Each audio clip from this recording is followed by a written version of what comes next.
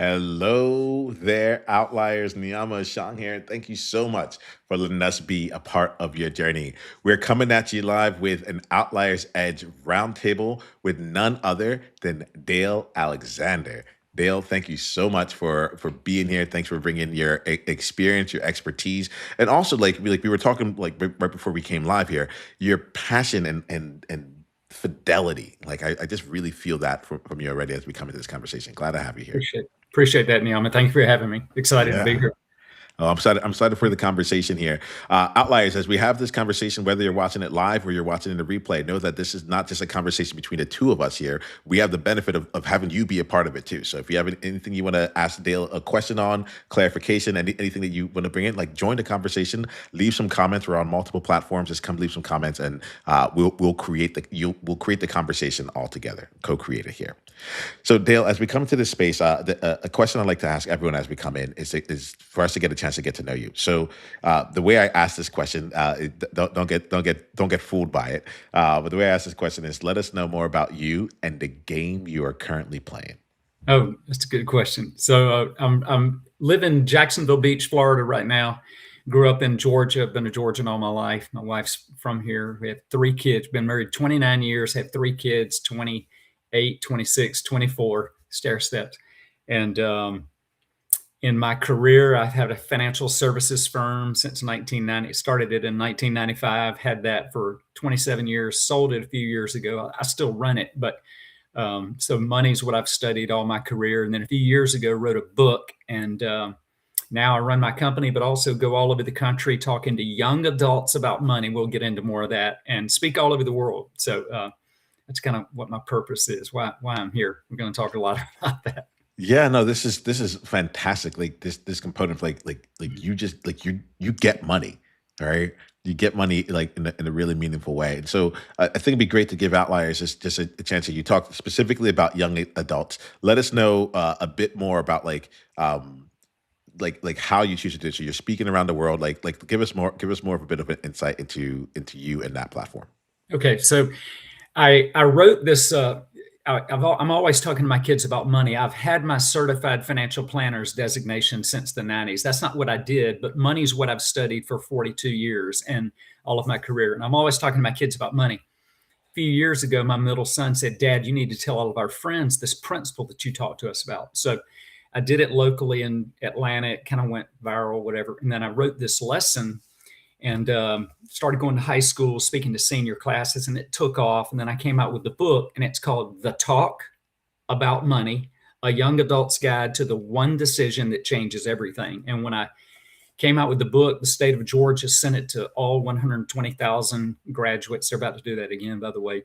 And then it just went, I was on national news. It just went crazy. So now I fly over the country and speak all over the world to young adults. I wrote this lesson for 16 to 24-year-olds yet to get your first real job, because they have one moment in their life and one decision that will change their grandchildren's lives. Your listeners are probably going to want to hear what that decision is. So that's kind of why we're here today.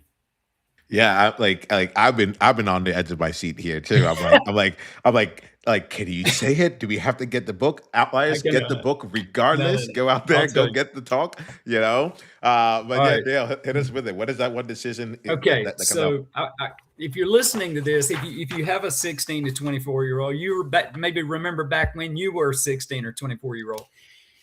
So our young adults, they're going to go out and get their first real job. And when you get that first real job, you're going to go from making, you get your first job paycheck, you're going to go from making basically nothing to the most money you've ever seen in your life, at least on a regular basis. Are you with me? When you get that first job paycheck, instead of taking and spending all 100% of that paycheck, I want you to stop and only spend 70% of it.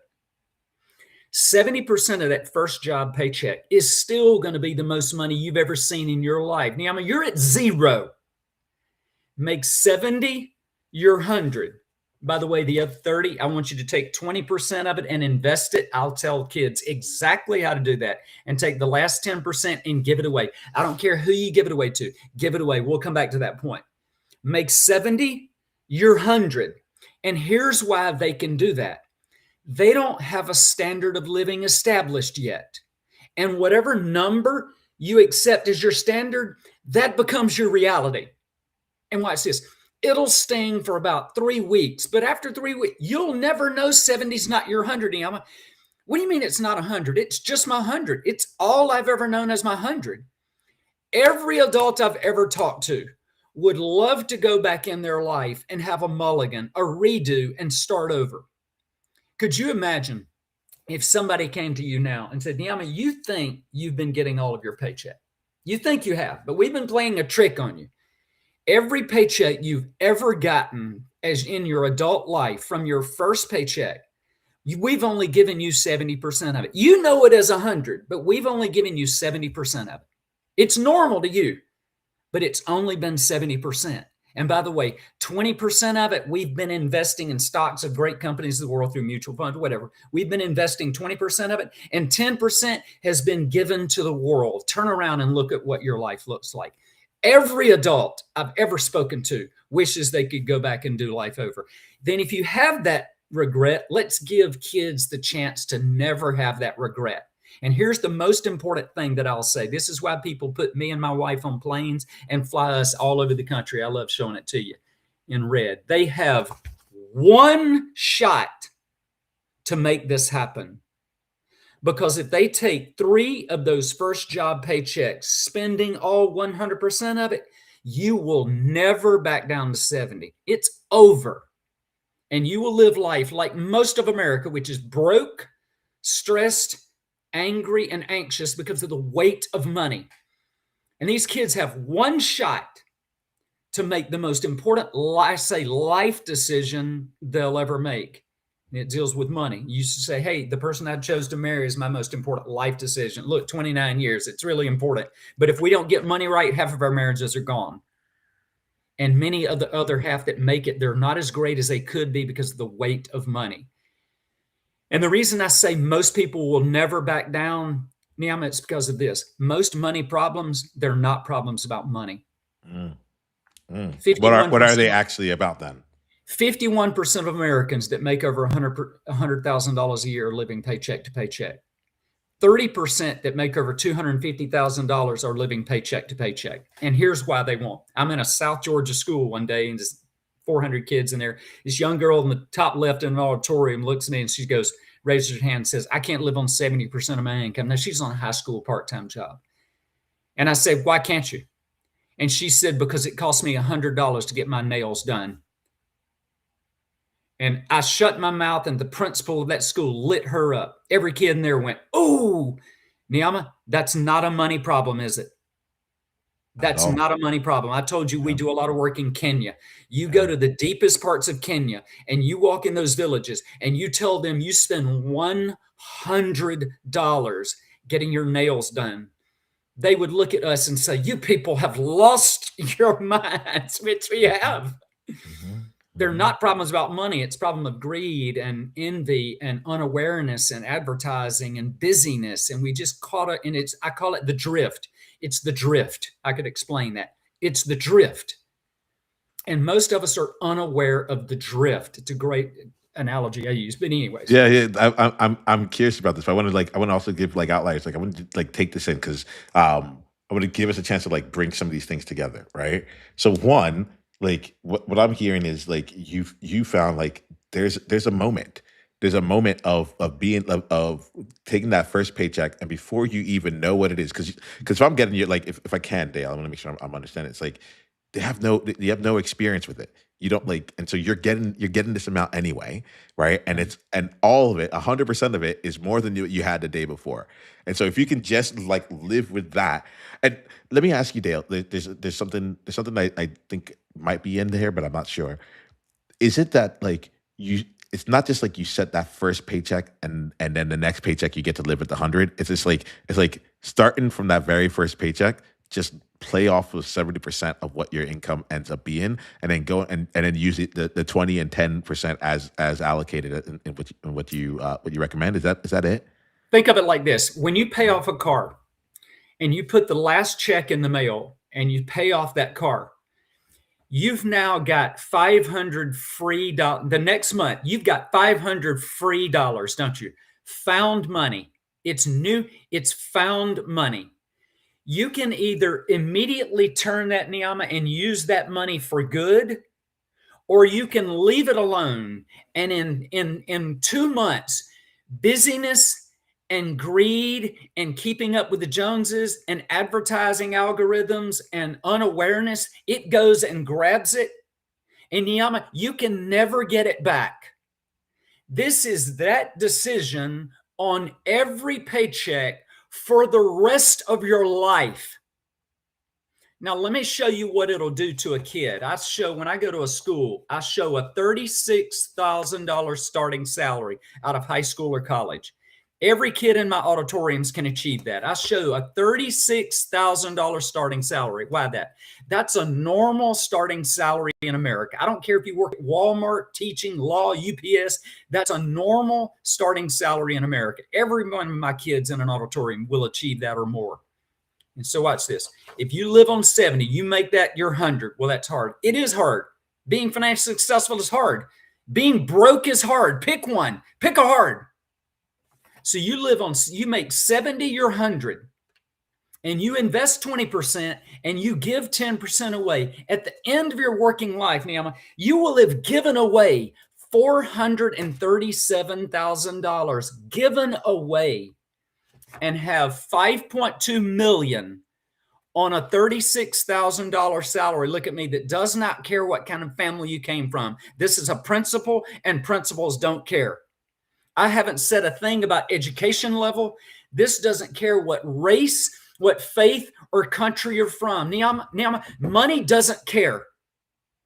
Anyone can be one of the wealthiest, most generous people in the world.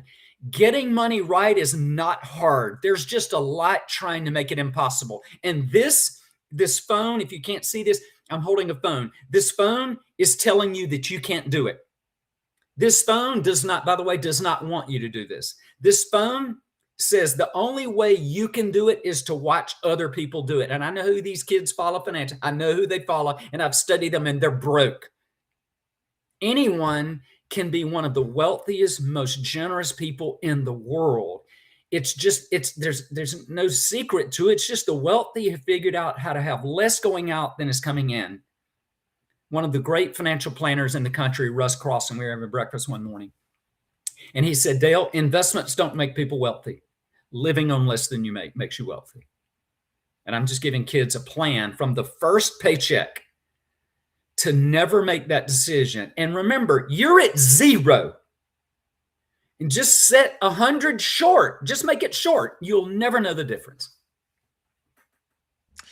I really appreciate this. There's when you say anyone could be the wealthiest, most generous person in the world, I feel that inside, right?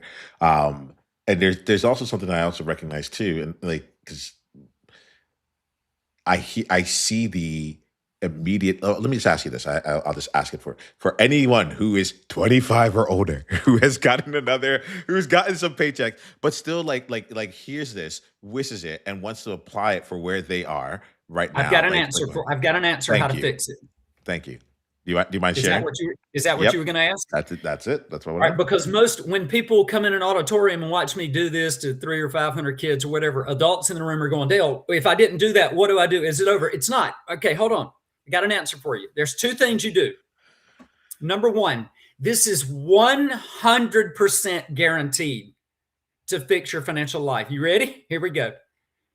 People are sitting there listening like this. All right, 100% guaranteed.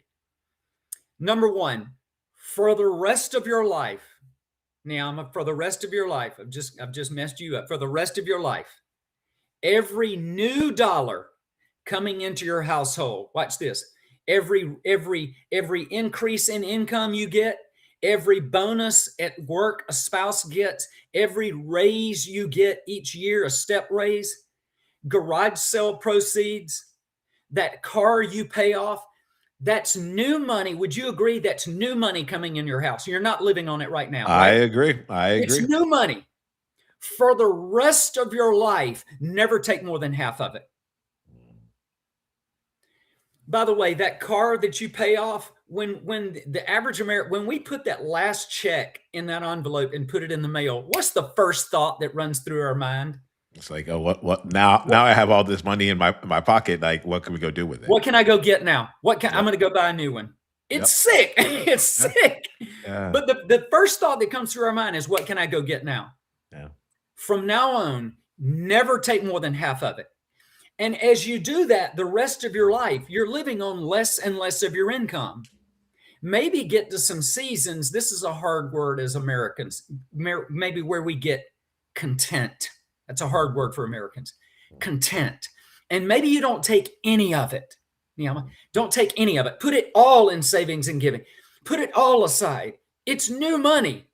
And if you're living on what you're making right now, put it all aside, even if it's just 1 or 2 years, get to some seasons. But for the rest of your life, never take more than half that new money. And every year, as you're living inside, you have more financial margin in your life. Watch this. Your marriage magically gets better. Your kids magically act nicer. Your boss magically gets nicer. Your drive to work magically gets shorter. It's amazing how problems and how light life tends to land when you have more financial margin in your life. I love this. I Things love just this. land lighter when you have more financial margin. I promise you, your marriage gets better. But the second thing you do, that's number one, all new money, never more than half of it. The second thing that you do, the money that you save, you have to get it working hard by investing in stocks of great companies of the world. And the way that the average person invests like billionaires is through mutual funds. Now, what you may sit there and go, I don't understand it. Dale, isn't the stock market risky?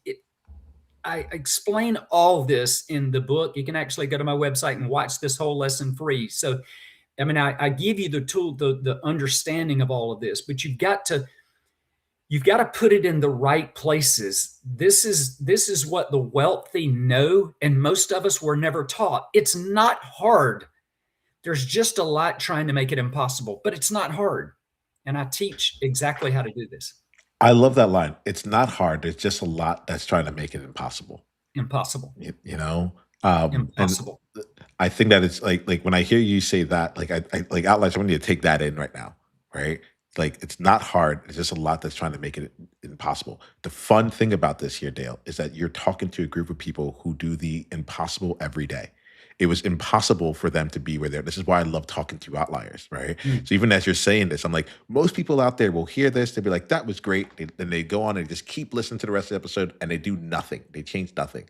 But you're mhm. talking to outliers, and outliers, I know you. And I know that Come on. you take the unconventional path. You take the path Mm, that most people don't travel, right? And you get the man. results that most people don't get, right? And so in here, Dale, like I hear you, like, all right, like let's make the move. Like 50%, if you're 16 to 24, like you're getting your first paycheck, go 70 right away.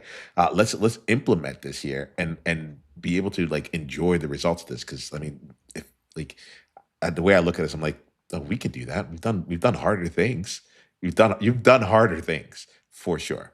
Dale, Amen. I want to get some more thoughts on this here, and then I want to talk to you about like the transition and building and getting your message out because there's a lot of outliers out there who are in a place where like I feel your passion. I feel like this, and like nothing stops you from getting out in the world. And I'd love to talk to you a little bit more about that. But I want Yeah. before we transition to that, like because I also know outliers. You can get the book, The Talk. What's the full name of the book? The talk about money. The Talk About I Money. call it the talk because almost Oh yeah. every adult comes up to me and says, they say several things. Number one, where was this when I was 18? And they say our parents never talked to us about money. By the way, there's a reason. If you're sitting there nodding, going, "My parents didn't talk to us," there's a reason that they didn't talk to you about money. There's a reason. And then the third thing, if they say a third thing, it's, what do I do if I didn't start on 70? But they all say our parents never talked to us about money. But there's a reason. Hmm. Hmm. Well, let's dive in just a bit further then. What I'm curious here from like before we move on, I want to make sure we check in. If there's any kind of, I call them outsights, like something that you want to share with any outlier who's down this path, who's like feeling like they're on like the precipice or anything like that, why don't we give one more thing to help any outlier either get started or that you really want them to know, and then I'm going to ask you some more questions about your journey to get to this and beyond. So I would say that, when I started out, I was in the financial services industry, and I loved studying money. I loved it. God just built in my heart at 21 years old, you're going to love studying money. I loved it, reading everything about it.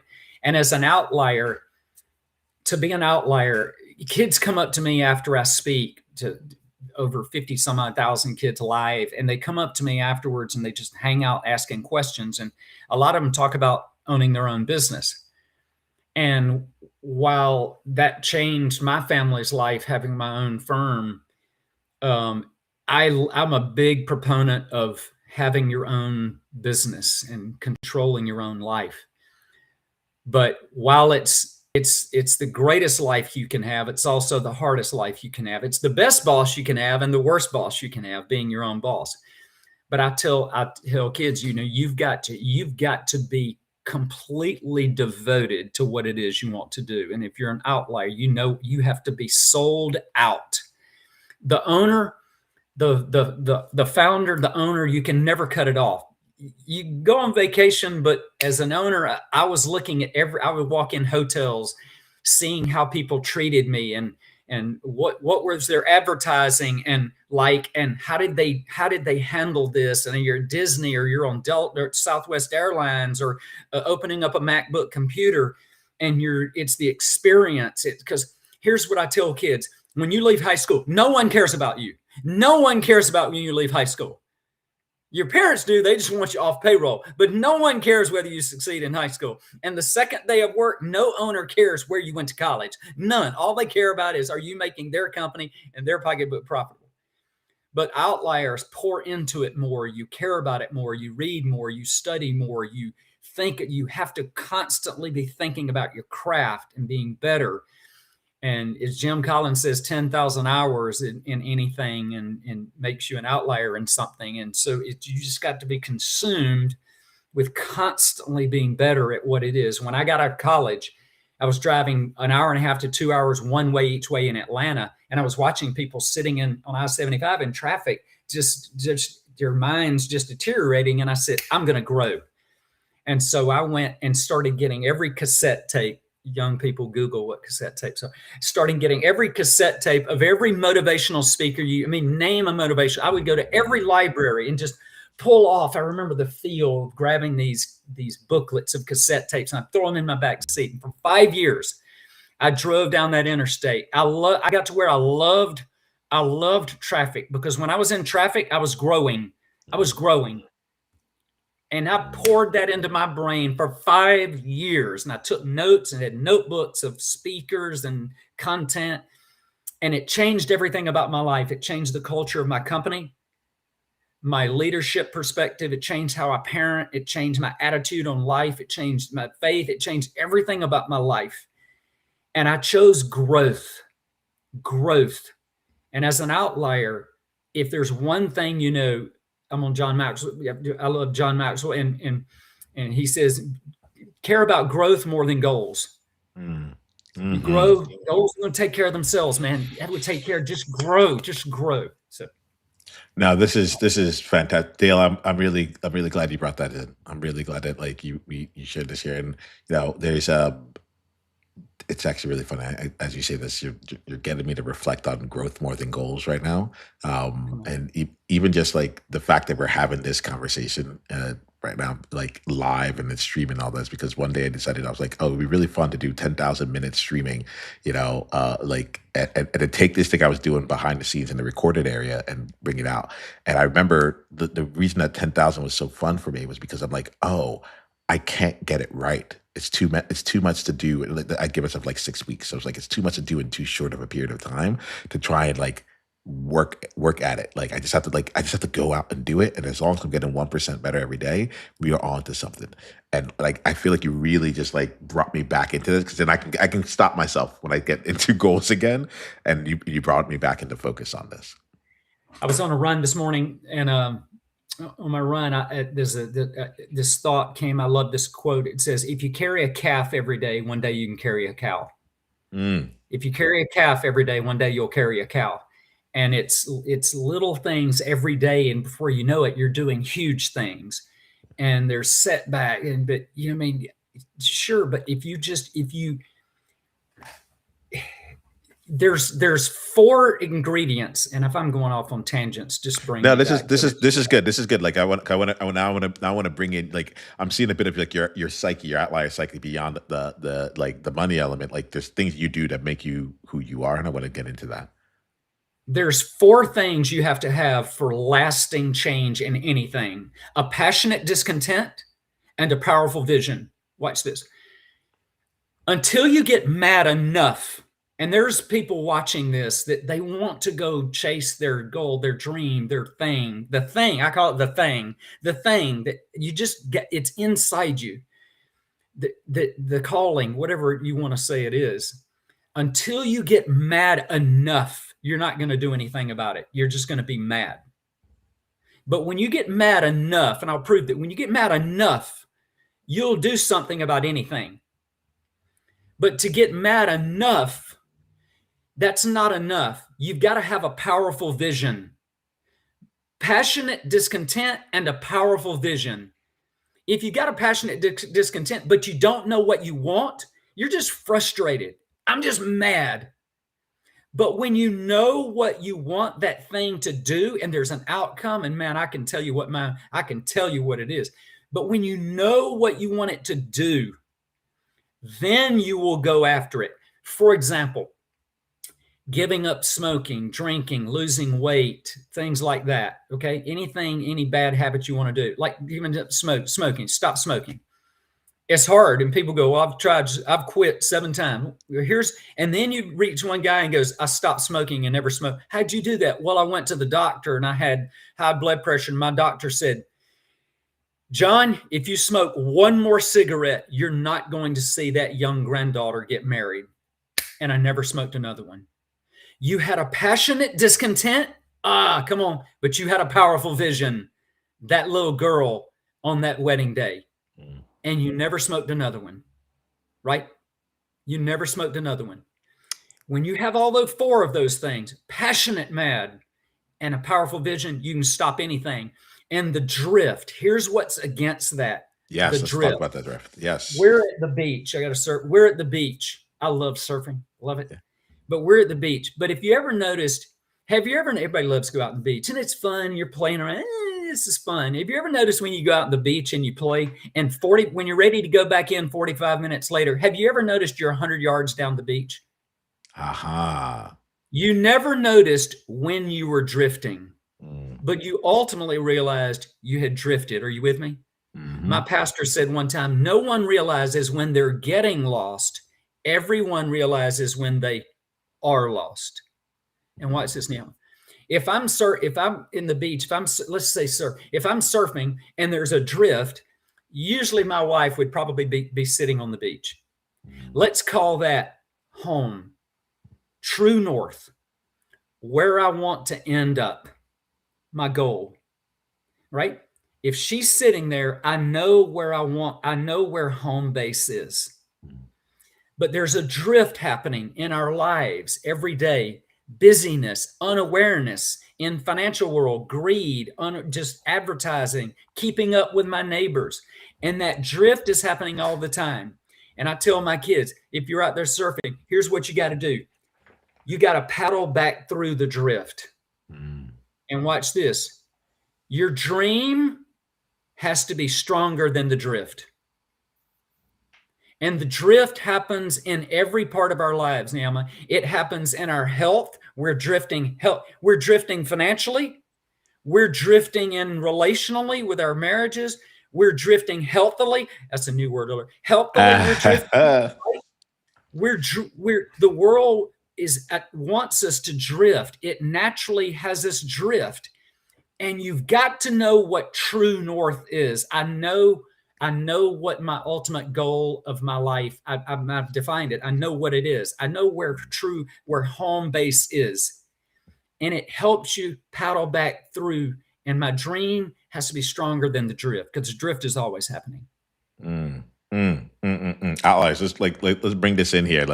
Um, I I love that element of the dream and the drift right now. I'm seeing that like come into play and thinking about. Um, I'm thinking about it from this the number of different perspectives of like this is what I want, and then when you look up like Dale, now you're gonna have me like come out here and because you made me think about something. So I went back and looked at my stats in the business over the last 2 years. All right. And one of the things I recognized was like I waited too long to go look at it. I looked at it now, but I waited. It took too long to go look at it. And to your point of not knowing that you're lost, like why you're getting lost until you know until you know like I look back at that and I'm like and like I'm thinking about like oh we drifted like we had something going. I was going straight. I knew where home was. I could come back onto the beach really easily, and I just kept going and I was like, oh, this is feeling good. What if we made this change? What if we did this? Next thing I knew, not next thing I knew, when I finally looked up again and saw where I was, it was like wow, home was quite a bit away. And so as you're saying this, like I'm hearing it and just and wanted to reflect that, like to make it real for me and be like, oh yeah, like this drift is not just like a concept here. Not lies. I'm going to invite you right now to like you can put it into the chat. You can think it to yourself. Like if you're in the car and you're doing your hour commute both ways here. Like think about where in your world. Like just I guess right now, I guess I would say, and maybe I'll toss this question to you, Dale. Um, let's assume for this part of the conversation that everyone's caught in a drift right now. What is the way to like actually take note of where you are so you can go and find home, see where you are, where the home is, and kind of pull yourself out of the drift right now? Like what's something that you found really works for you?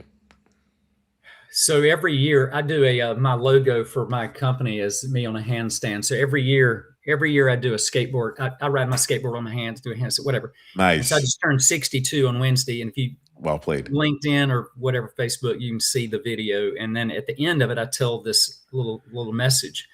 So the message this year was, remember, there's going to be a last time for everything.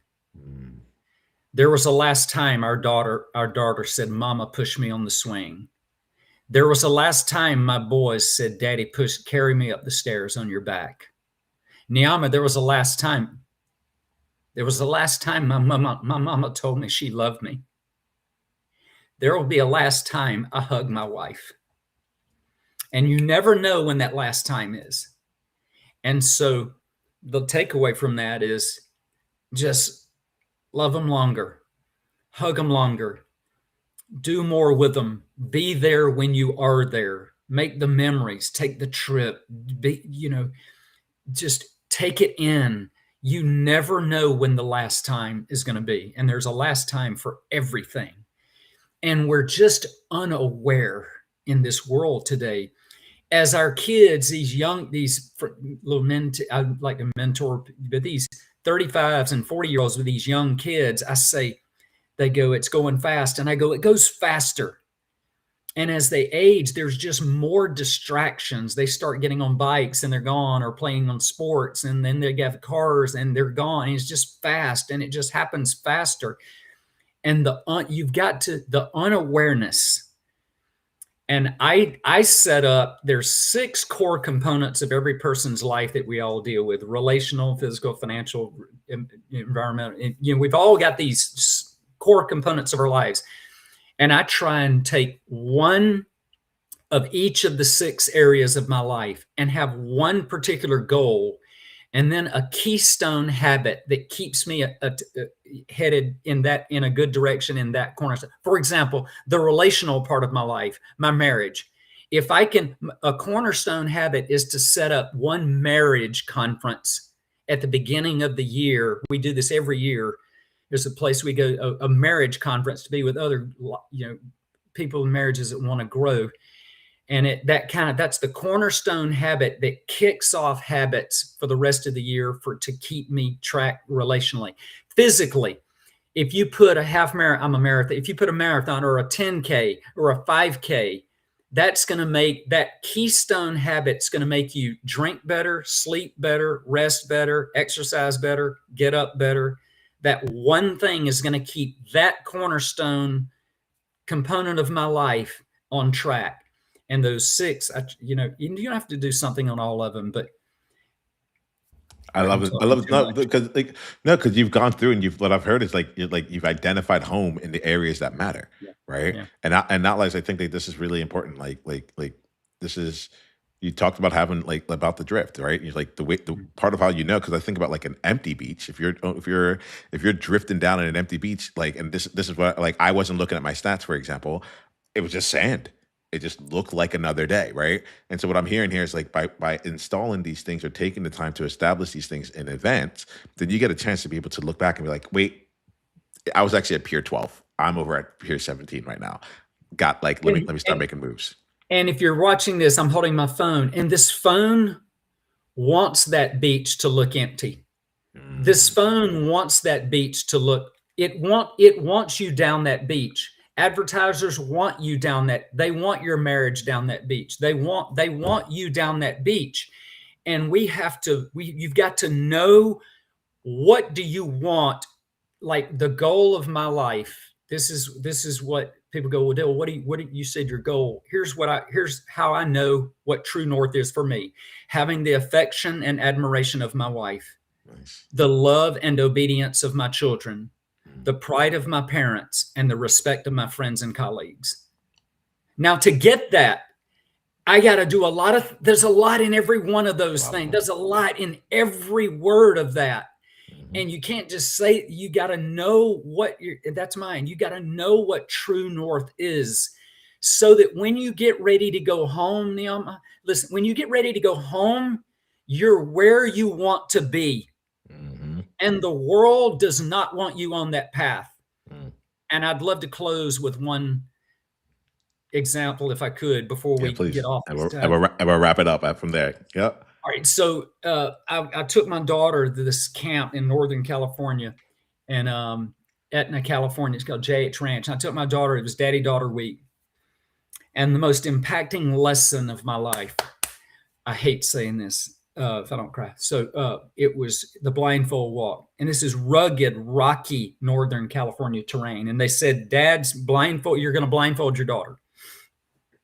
And you tell them one thing to tell them. And before we go on this walk, we're going to walk this path. And there's one rule: tell your daughter, just talk to your father. And so you blindfold them, and here were the rules. The first third of the path, you could talk to them and touch them and walk with them and have fun. And the middle third, you could only talk to them. You couldn't touch them. You can only talk to them. And the last third, you couldn't talk to them and you couldn't touch them unless they asked you a question. Mm. And so we started, and we're having fun. It's fun, and they're tripping, and you go, come on, let's go this way. And we've got this little guide with us, about 22 years old, and he's leading this. And the middle third, you can only talk to them, and you're telling them which way to go. They're blindfolded, and he starts messing with our daughters, rubbing their face with sticks, and going, don't go that way. Why are you taking her that way? Sophie, I want you to come this way. Don't take her that way. Sophie, come this way. Come this way. Come over here. And they're getting a little frustrated. You could see where this was going.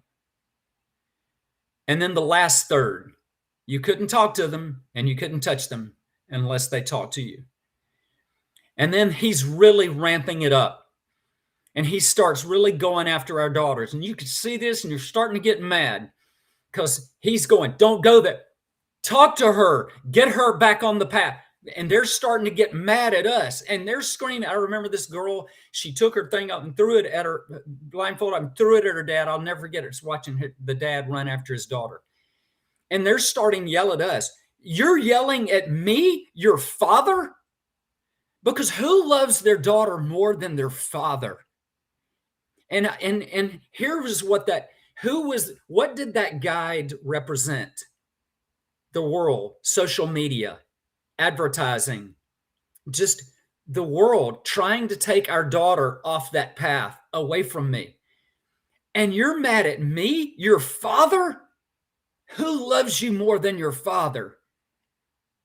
And it was this amazing moment of just realizing the stakes of just our marriages and our kids of just the distractions that are trying to take them away from us, and the important things that are trying to just drift away from us, and what's coming after us to take us off that safe path, because no one wants your daughter to stay on that safe path more than her father. It was very powerful. So I can as feel it. I can feel it. Like as you're saying, it's like I'm imagining here, and I can feel the power that it's had here. I actually really appreciate you bringing it into this space and sharing like that real with you right here. You know, um, Dale, I've enjoyed this conversation. I want to make sure that outliers know how they can go deeper down the journey with you. Like what's the best way for them to go and do that? two things, you can look at the talkaboutmoney.com, the talkaboutmoney.com, or dalealexander.com. But Mm. it's just easy. Yeah, man. Well, I really appreciate you. I like that you end each thing with like what's an insight that you got from this conversation, if any, as well. So outliers have gotten their thing. What's something that you're taking out of this conversation, Dale? How you've got this as an outlier. Your goal is to not walk away from this earth and leave it the same. Hmm. And an outlier, I think, kind of the definition is there's just something that says, what's that golden rule of camping? Leave it better than you found it. Yep. And Mhm. just watching you leave it better than you found it. And you're trying to help other people leave it better than they found it. And that's so powerful and evident here. It's such a great platform for you because you're so good at it. I appreciate you, Dale. I really appreciate you. Thank you so much for coming here. Thank you for sharing your experiences. Outliers, let's go take action on these things here. Like let's make this come to life here. Dale, thank you for bringing your experience, your expertise, and just the way that you see the world to this platform here. Uh, I wanted to say I'm grateful. And outliers, until the next time we talk, be you on purpose. Journey on. Thank you.